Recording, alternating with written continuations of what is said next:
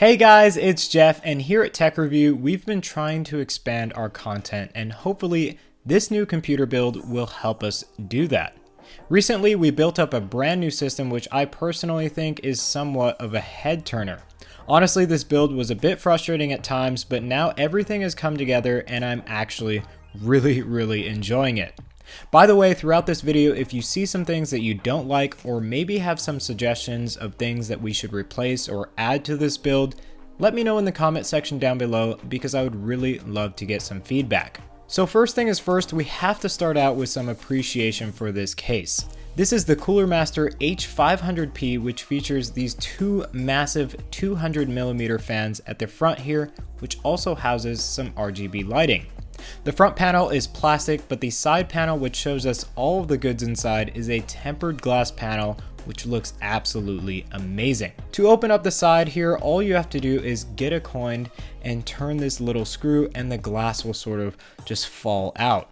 It will be stopped at a certain angle, so that's nice, so you won't have to worry about dropping the glass each time you open the case. Now let's move on to what's inside. Starting with the motherboard, we have the Asus ROG Strix X299, which is holding our Intel Core i7-7740X Kaby Lake X series processor. To cool that large heatsink featured on the X series processors, we have the Enermax Liqmax 240, which is an AIO water cooling loop with a 244mm radiator, which is mounted up at the top of the case. Speaking of AIOs, we have the EVGA 1080 Ti hybrid card, which also has its own closed loop, featuring a fan and radiator here on the back of the case, venting all of that heat out of the radiator. For RAM, we have two 8GB sticks of the Corsair Vengance DDR4 RAM modules running at a speed of 3000 MHz. Storage is definitely an important item in a system like this, which is why we've gone with two WD M.2 SSDs, which are extremely fast. I believe that these are the WD Blues, which feature an M.2 and traditional SSD configuration. We have 1TB of that located in the M.2 slot of the motherboard, and also a 1TB WD Black hard drive for extra storage space. Powering all of this good stuff is the EVGA Supernova G3 750W modular power supply, which has an 80+ gold rating along with it.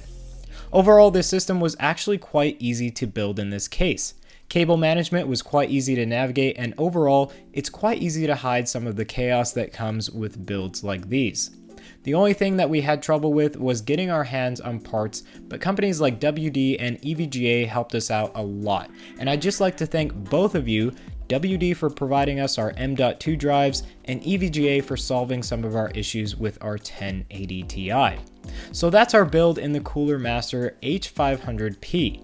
If you guys have any suggestions on part swaps, additions to this build, or just comments on the way this build is now, please leave them in the comment section down below.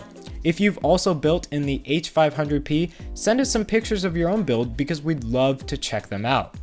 This build with the 7740X is obviously going to be used primarily for gaming, so we'll see what we're going to play and hopefully meet up with some of you guys on Steam in the future. If you guys were wondering exactly what we have in this build, or maybe missed some of the parts we discussed in the video, please check out our build on PC Part Picker. There will be a link to our build in the video's description below, and also check out our build on the kit.com page as well. So guys, that's all of the time for today. Hopefully you can appreciate this build, and we definitely look forward to reading some of your comments. If you like this video, definitely give it a thumbs up, share with your friends who might be interested, and also get subscribed for some more upcoming content. Make sure to stay tuned, and I'll catch you all in the next one.